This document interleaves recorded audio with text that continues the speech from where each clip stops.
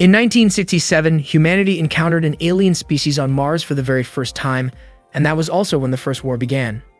These aliens, whose goal was to wipe out humankind, were called the Betha. In response, humans began developing weapons to fight back. The first major battle took place on the Moon, where humanity deployed combat robots and heavy artillery against the Betha. Despite their efforts, they still couldn't stop the invasion. By 1973, human technology had advanced significantly, and the fight against the Betha continued. The aliens showed no mercy, relentlessly attacking humanity and attempting to take over Earth. Then, in 1997, in the imperial capital of Japan, Kyoto, a new chapter of the struggle against the Betha began. That day, 3 students named Aki, Izumi, and Shimeko were standing on a bridge, watching the river flow beneath them. They noticed one of their friends, Yudi, walking toward them while reading a school textbook. The 3 of them waved and called out to her. Yui smiled and walked over to greet them. A moment later, 2 combat robots flew above them, creating a strong gust of wind that nearly lifted their skirts. Yui told her friends that those were tactical surface fighters, combat robots they would one day use after graduation. The specific model was the Type 82 Zukaku, a machine developed by Yui's father. Yui and her friends attended a training academy for the Capital Defense Forces. That morning in class, their teacher explained that soldiers in their first battle against the Betha could usually last only 8 minutes. If they managed to survive beyond that, it would mark the first step toward becoming skilled pilots. While the teacher was explaining, Yui's friends were chatting among themselves. Izumi looked especially tired since she had stayed up late talking on the phone with her boyfriend. Her boyfriend had recently been transferred to Kyushu. Shimeko pointed out that everyone in Kyushu had been evacuated a year ago, but Izumi said he mentioned something about a new base being built there. Yui tried to remind them to stay focused, but before she could say anything, their teacher suddenly called them out. Yui quickly stood up straight. The teacher then asked Yui to explain what the Betha were. With confidence, she answered that the Betha were alien beings intent on destroying humanity. Suddenly, another girl, Kazusa, stood up and added that the Betha were extraterrestrial creatures not from Earth, whose purpose was to annihilate humankind. Yui and Kazusa locked eyes for a brief moment before the teacher told them both to sit down and continue the lesson. During lunch breaks, several students were seen working on assembling training robots. Meanwhile, Yui and her friends were chatting outside the classroom. They started talking about Kazusa, discussing how her family had a long history of serving as tactical surface fighter pilots rather than as royal officials. Some of Yui's friends joked that Kazusa might be Yui's rival. Yui denied it, saying she didn't see Kazusa that way. As they sat down to eat lunch together, Izumi began reading a letter from her boyfriend, but Aki couldn't resist teasing her a little. Everyone laughed, lightening the mood. One day in autumn, Shimeko and Yui were riding a bus together. Shimeko asked if Yui's father was still overseas. Yui replied that he often traveled back and forth, but even when he returned to Japan, he was always busy in Tokyo. Not long after, they saw a car pass by, an expensive one that happened to be carrying Kazusa. Seeing that, Shimeko sighed and said that families of high status should be setting better examples for ordinary citizens. Yui laughed, saying Shimeko sounded just like their teacher. When Yui finally arrived home, her face lit up with excitement. She saw several cars parked along the street near her house. Her uncle, Lieutenant Colonel Eiji, had come to visit. Yui immediately greeted him with a salute. Eiji was surprised to see how much she had grown and how capable she had become. He asked her to keep his visit a secret since his new posting hadn't been made official yet. He told her to just call him Uncle as usual. Eiji was curious how Yui had known he was there, and she explained that she noticed the security vehicles parked nearby. Eiji chuckled in disbelief, mentioning that he had specifically declined an escort. Yui laughed softly at his reaction. They sat down for tea, and Eiji shared a message from Yui's father.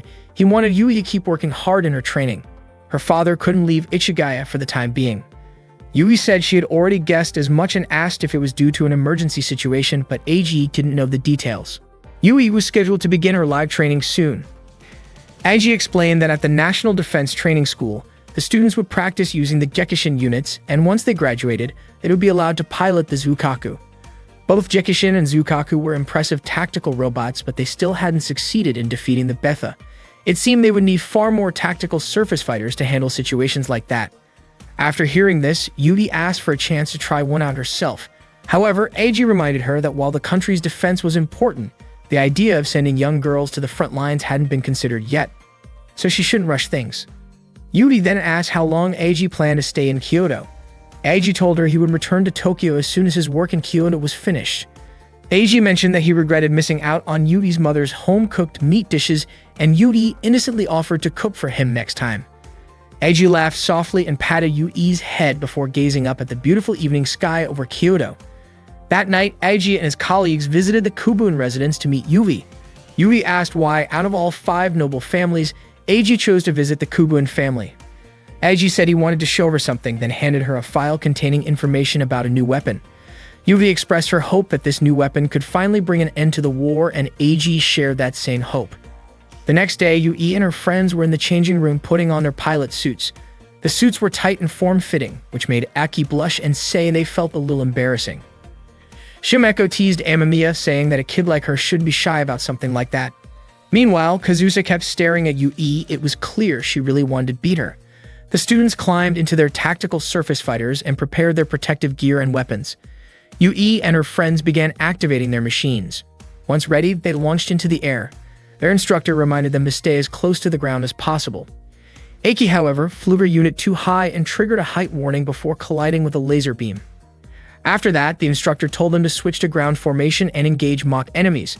The machines moved carefully, avoiding contact whenever possible, but an accidental collision occurred. The instructor declared that everyone had failed and ordered them to return to base, giving them a punishment of 10 laps around the field. Yui and her friends carried out the laps as instructed, then resumed their training. This time, they had to hold their positions and fire at targets ahead. The instructor urged them to keep fighting, reminding them that in real combat, those who gave up first would be the first to fall. During a training match, Kazusa faced off against Yui. Kazusa managed to push Yui back, and just as she was about to finish her attack, Yui countered and struck back, damaging part of Kazusa's unit. Yui then landed a clean hit on Kazusa's robot's shoulder, securing her victory. During the break, Kazusa was rinsing her hair when Yui approached and handed her a towel.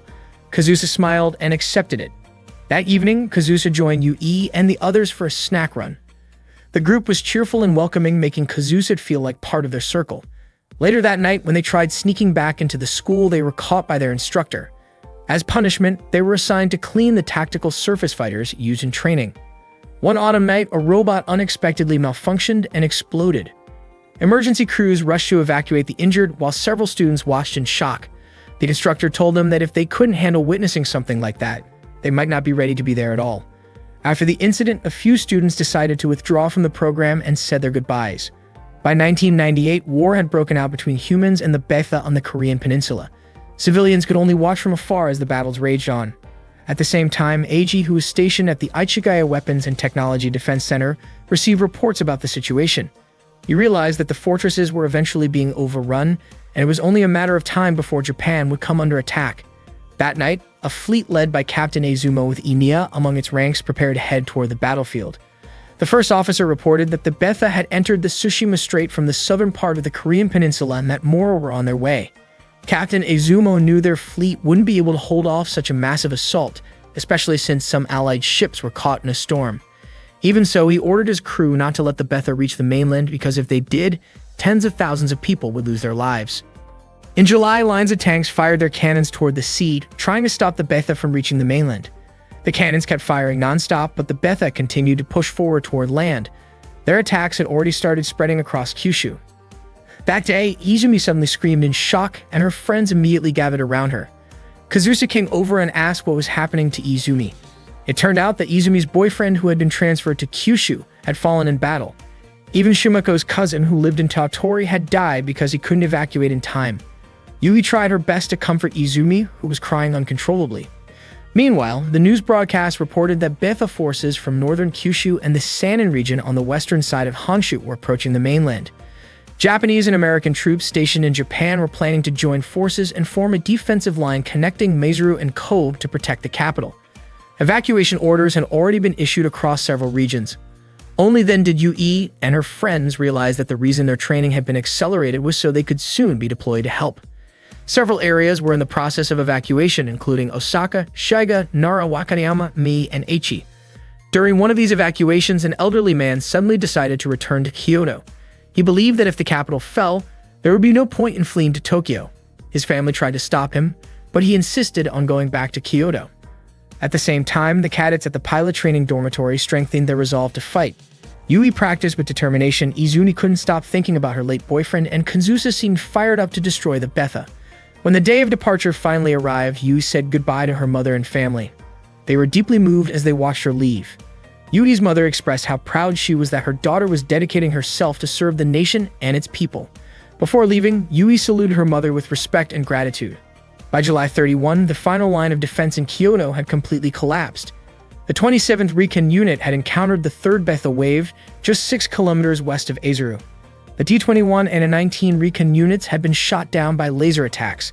At the same time, intense battles were taking place around Fukuchiyama. Because Yui and her team were still in training and lacked combat experience, their mission was to guard the Arashiyama base in Kyoto. They weren't allowed on the front lines since sending them there would only burden the other troops. Their most important duty was to protect the base at all costs. Although they understood that the decision made sense, being labeled as a burden still stung. Izumi especially couldn't let go of her desire to avenge her boyfriend's death. Suddenly, Kazusa rushed in and reported that the Betha had broken through the defensive line and were advancing toward Takagame, not far from their base. The group ran outside to see the battle for themselves. Sure enough, it looked like the defense troops were starting to get overwhelmed. When one of the mechs approached the base to resupply, it was suddenly hit by a laser strike and exploded. Yui and the others were stunned by what they saw. Yui couldn't help but think that the world might truly be heading toward collapse. It had been a long time since any country had even been able to count the number of casualties anymore. Then, a sudden emergency alert blared across the comms.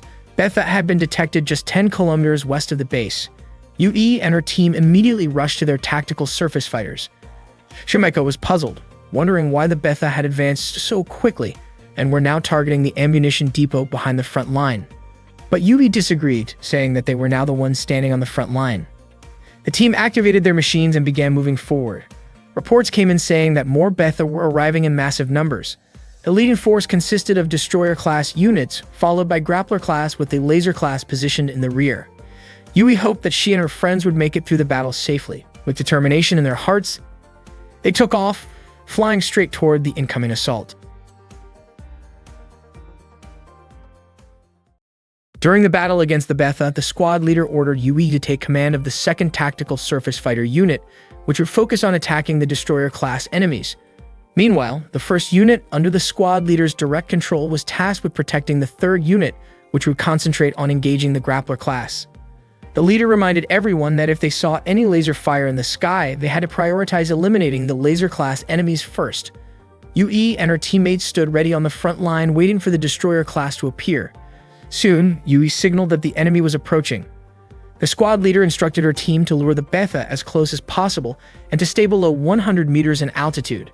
As the Betha forces closed in, the squad leader ordered a shift to the Arrowhead 1 attack formation. All tactical surface fighters advanced, preparing to fire in unison. Shimeko appeared nervous and began firing repeatedly at the Betha. Yui quickly reminded her to recall their training on how to deal with the destroyer class. Following Yui's command, the team ascended and opened fire from above. After successfully hitting several targets, Shimeko managed to destroy a few destroyer-class units and smiled with relief, proud of what she had accomplished. Suddenly, a warning flashed. A laser-class enemy had appeared nearby. Yui noticed Shimeko had flown past the safe altitude limit and tried to warn her. Shimeko realized it too late. A laser beam struck her unit, causing it to explode. Izumi was shocked, and Aiki cried out her name in horror. The squad leader told everyone not to panic, explaining that if they stayed close to the other Betha, the laser class would be less likely to target them. Kazusa then asked where the laser class was hiding. The squad leader responded that it was positioned at 2 o'clock, about 1,200 meters away, near the transmitter station. Kazusa quickly located the target, locked on, and prepared to fire.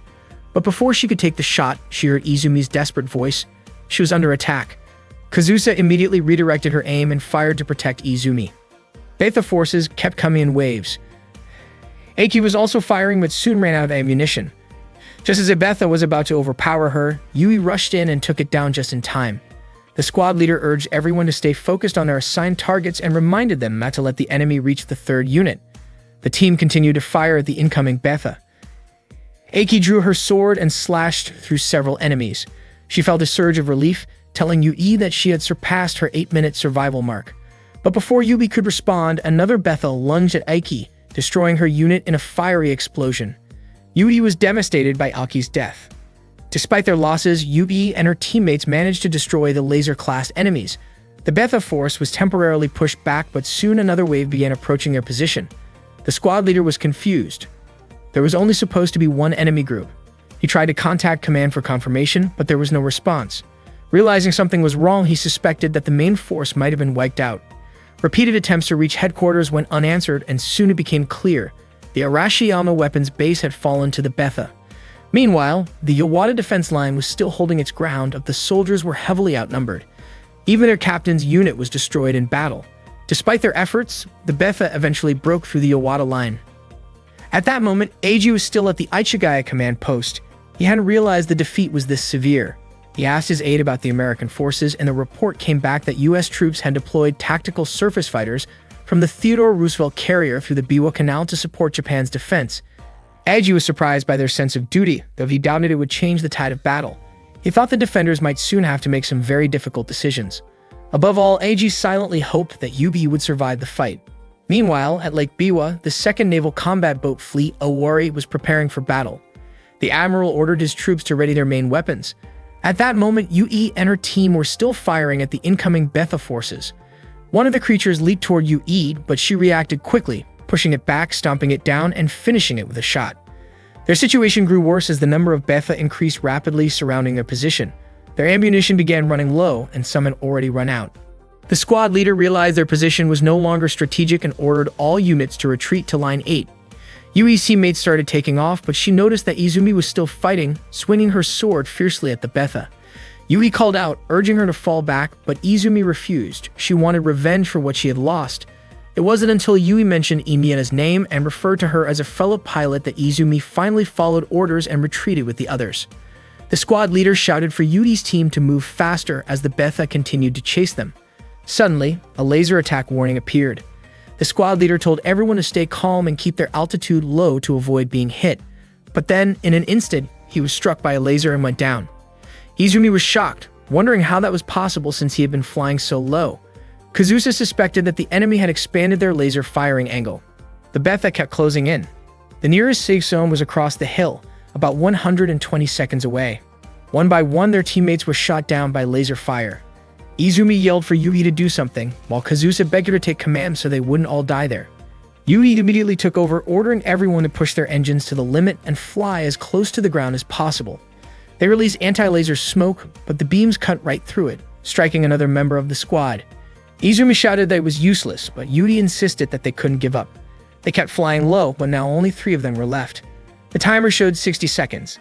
Then, out of nowhere, massive explosions erupted. It was naval artillery fire, targeting the advancing Betha forces. The admiral declared that a soldier's duty was to complete the mission, and that he alone would bear the responsibility for what came next. The bombardment wiped out the Betha that had begun invading the city and nearby residential areas. In the city, monks prayed for the safety of everyone still fighting. The civilians could only watch helplessly as their ancient capital, over 1,200 years old, was destroyed. Mecha units continued firing relentlessly to hold back the Betha. Yui tried contacting the command post, but their ammunition was completely spent. Izumi suddenly remembered something from school, how Betha were said to consume human bodies. The thought terrified her, convinced that they might soon share that fate. Yui told her to hang on, reminding her that the 3 of them had already survived past the 8-minute death limit. Izumi whispered her wish to someday avenge her boyfriend and her fallen friends. Yui reassured her that they could keep fighting, together with the rest of the forces still holding the line. Then Kazusa noticed something on the motion sensors. They scanned the area but saw nothing. Without warning, a Betha burst out from a nearby building and lunged straight at Yui. The creature pinned her mecha to the ground, trapping her underneath. Kazusa wanted to shoot but couldn't risk hitting Yui at such a close range. Yui shouted for Izumi to fire. A moment later, the Betha exploded into pieces. It turned out that Izumi hadn't fired, the shot came from elsewhere. A Type 94 Shiranui Unit 1C landed right in front of them. The pilot was their instructor. He told them that surviving past the 8-minute mark proved they were becoming real pilots. From now on, he said they should address him as captain, because they were no longer just trainees, they were in a real battlefield. He promised to protect them and ordered them to head to Kyoto Station at Line 8, where they could regroup and restock ammunition. The 3 were reluctant to leave him behind, but he firmly insisted that they follow orders. Yui, Izumi, and Kazusa then took off toward Kyoto Station. Watching them go, the instructor hoped that one day he would see them again, as true, fully fledged pilots. As the Betha swarmed closer, he raised his weapon and opened fire, determined to hold them back no matter what. While Yui was flying, she occasionally glanced back to check on her instructor, who was struggling behind her. She wanted to help, but she couldn't. she had to keep moving forward. Yui contacted the command post to report that she and her teammates, the 2nd Arashiyama unit, would be entering from the west. Unfortunately, during their flight, a group of Fort-class Betha appeared and blocked their path, forcing the 3 of them to crash. Yui's tactical surface fighter was too damaged to operate any further, so she quickly got out and tried to contact Kazusa and Izumi. There was no response.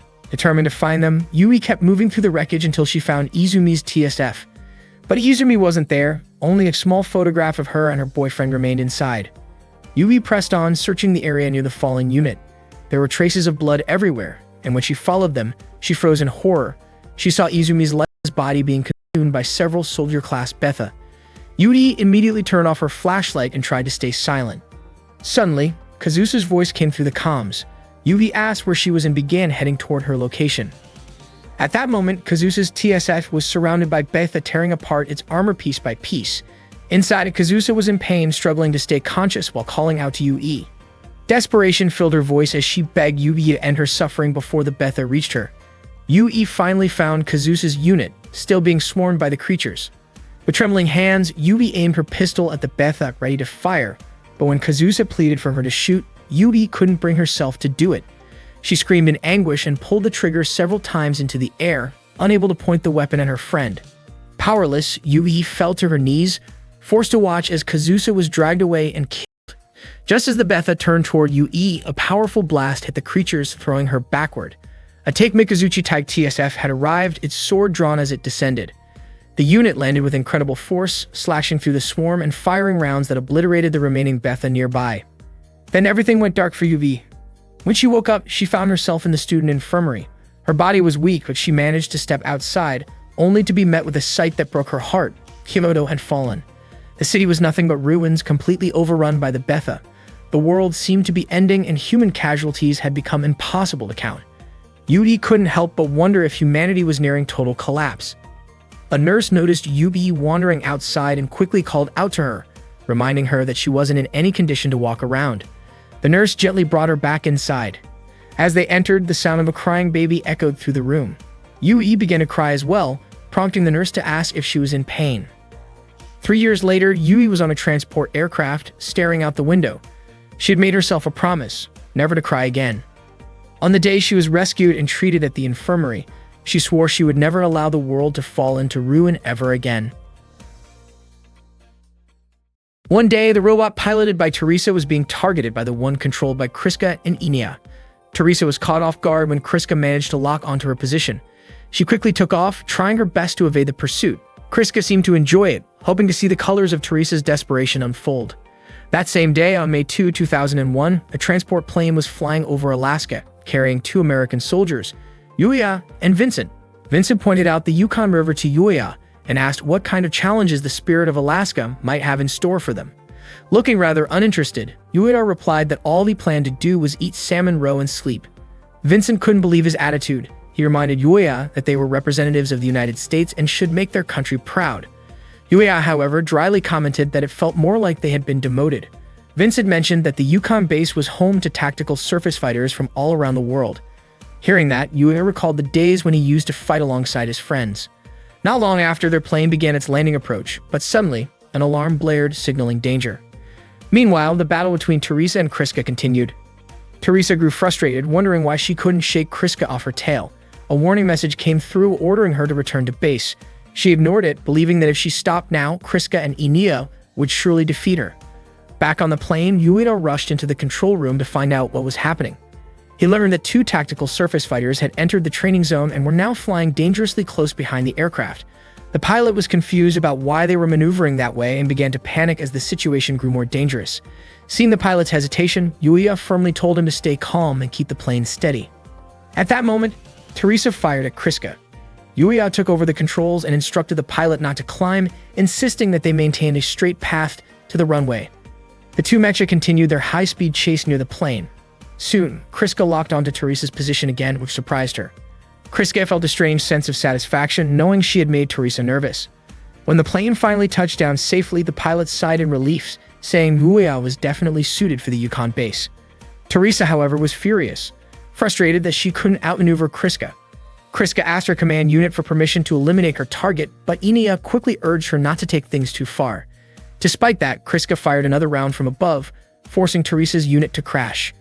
Yuya and Vincent hurried over to the crash site to make sure the pilot was safe. Yuya reached out a hand to help, but Teresa, still angry and embarrassed, refused and shouted in frustration toward Kriska. Meanwhile, Kriska reported to the command post that the opposing pilot had survived. She then flew back toward the base. Enia admitted that she was scared, worrying that Teresa might be seriously hurt. Kriska reassured her, saying that Teresa was fine and she had confirmed it herself. Enia asked whether their own tactical surface fighters, or even they themselves, might end up destroyed someday. Kriska confidently told her not to worry, promising that she would protect her. Enia smiled, feeling relieved and trusting Kriska completely. At the same time, Teresa, Yuya, and Vincent were being escorted to their dormitory. Vincent was amazed by the number of tactical surface fighters stationed there. He guessed that the base was truly serious about gathering top pilots and machines from around the world. With that kind of collaboration, he believed humanity would finally stand a chance against the Betha. The project, known as Prominence, was an international initiative to develop the next generation of tactical surface fighter technology. The United Nations had designated the Yukon base as a central hub for foreign military units that had lost their home countries, allowing them to continue research and development. The ultimate goal was to bring together test pilots and prototype mecha from every nation, creating a bridge for shared knowledge and technology in the advancement of tactical surface fighters. Teresa rolled her eyes at Vincent's excitement, teasing him for acting like he had never seen a tactical surface fighter before. She asked where he came from, and Vincent proudly said he was from Groom Lake, Nevada, home to one of America's biggest research facilities. Noticing the pilot insignias on Yuya's and Vincent's uniforms, Teresa asked if they were both pilots. Yuya confirmed it. Vincent then told Teresa she should thank Yuya, since without him, her crash might have been far worse. Yuya, however, said that Teresa had handled it herself. Curious, he then asked what kind of pilots the Terminator team were, but Teresa admitted she didn't know much about them either. Meanwhile, Yui was walking alone, feeling lost in the unfamiliar place she had just arrived at. Suddenly, Enia appeared and asked if Yui had lost her way. Enia then kindly showed her the right direction. Yui smiled, feeling a bit embarrassed for getting lost there. Enia was sure that Yui had just arrived, since the look and color of her uniform made it obvious to her. Not long after, Kriska showed up, and Enia immediately ran over to greet her. Yui finally reached the 3rd Allied Forces base, the Yukon Operations Command Center. That day, she was accompanied by Ibrahim as they headed toward a meeting room. Ibrahim introduced the members of their new team. 2nd Lieutenant Yuya, a skilled pilot from the U.S. Tactical Military School, 2nd Lieutenant Stella from Sweden, 2nd Lieutenant Vincent from Italy, 2nd Lieutenant Teresa from Nepal, and Lieutenant Yui herself, representing the Japanese Imperial Forces. Ibrahim, who came from Turkey, held the rank of lieutenant and served as the captain of the Argos unit. Ibrahim explained that their team would be participating in the development of the XFJ project. Suddenly, a man walked in and said that the XFJ project was a joint development effort by the Boeing Corporation based on Japan's Type 94 tactical robot model. Ibrahim introduced the man as Frank, a technical advisor from Boeing. He then explained that the purpose of the day's training was for all XFJ project members to get to know each other better. Valerio asked if they were going to infiltrate Lilfort, but Ibrahim denied it. Instead, he said they would take on something more challenging, Case 47, which involved a region filled with laser-class Betha units. Yuya quietly looked around at his teammates and realized that Italy, Sweden, and Japan were all countries that had lost territory to the Betha. He began to think that this project wasn't simply about cooperation between the US and Japan. Ibrahim then divided them into teams. Team A consisted of Valerio and Teresa, while Team B included Stella and Yuya. Yuya was assigned to take the captain's tactical robot for the mission. Teresa immediately questioned why Yuya was using the captain's unit. Ibrahim explained that Yuya was the lead pilot for the XFG project. Teresa didn't seem to take it well and questioned why Yuya was chosen as the main pilot. Ibrahim simply told everyone to prepare their tactical robots by 1325. Afterward, Teresa and Stella changed into their pilot suits in the locker room. Teresa complained about Yuya being the captain and said she felt sorry for Stella for having to look after the newcomer. But Stella thought Yuya seemed decent enough. Teresa was surprised that someone like Yuya fit Stella's type, but Stella just smiled. Confidently, Teresa said she could beat Yuya in less than 30 seconds. Stella advised her not to underestimate him, reminding her that Yuya was a Raptor test pilot. Teresa brushed it off, saying it didn't matter, and claimed she would make sure Yuya passed Argos' so-called initiation. Meanwhile, Valerio asked Yuya what brought an elite American pilot to the base. Yuya replied that there were many reasons for him being there. Suddenly, Teresa approached them, clearly upset. She protested that she couldn't accept Yuya piloting the captain's unit, even though it was a direct order. Hearing her complaints, Yuya calmly offered to let her take the captain's unit instead. Teresa, irritated, asked if Yuya thought he was better than her. Yuya replied that he had never actually operated a captain's unit before, so he would rather use his standard tactical robot. Teresa said she would switch with him if that was what he wanted. Yuya agreed and began walking away. Still annoyed, Teresa followed him and told him he should be thankful that she was willing to switch. Yuya gently patted her head before leaving. Teresa fumed and shouted that he shouldn't come crying to her later if he regretted it. Yuya climbed into his tactical robot and Vincent immediately scolded him for switching units without thinking about the mechanics involved. Yuya replied that the system error rate of a tactical robot was only about 1%, then complimented Vincent's skill. Vincent smiled proudly, claiming to be the best mechanic in the world. After that, Yuya said his goodbyes and began the launch sequence. The tactical robot moved forward and took off. At the same time, Ibrahim, Yudi, and Frank monitored the mission from the command center, while the control post guided their tactical training through the operation. At that time, the Argos team had already entered the training arena. Yuya asked if Stella had seen their opponent, but she hadn't yet. There were too many signal jammers in the area.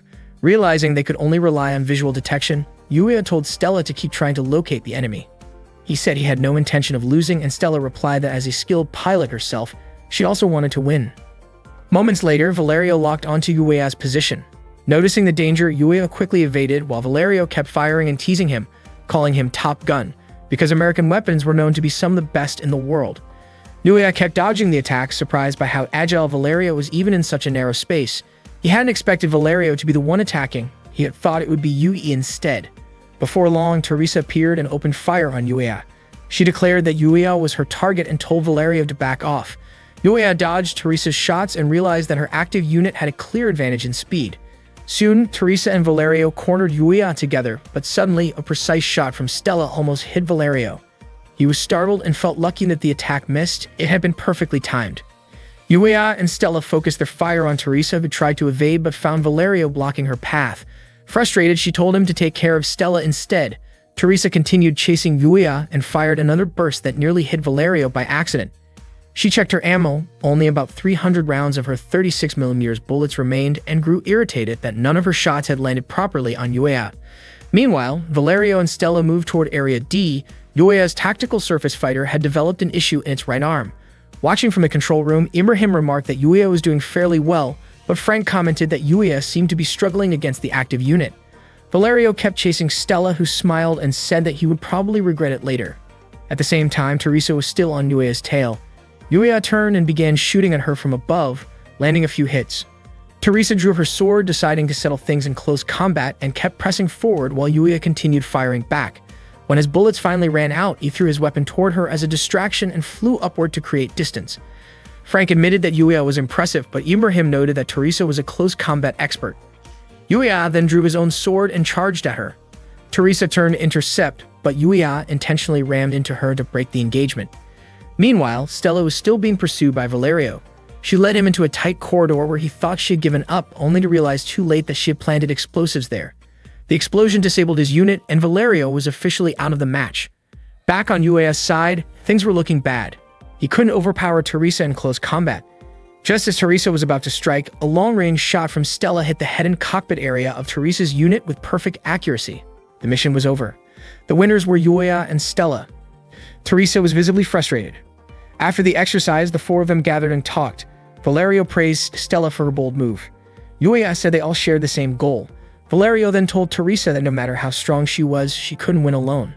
Teresa snapped back, blaming him for not backing her up, but Valerio reminded her that she was the one who told him to chase Stella instead.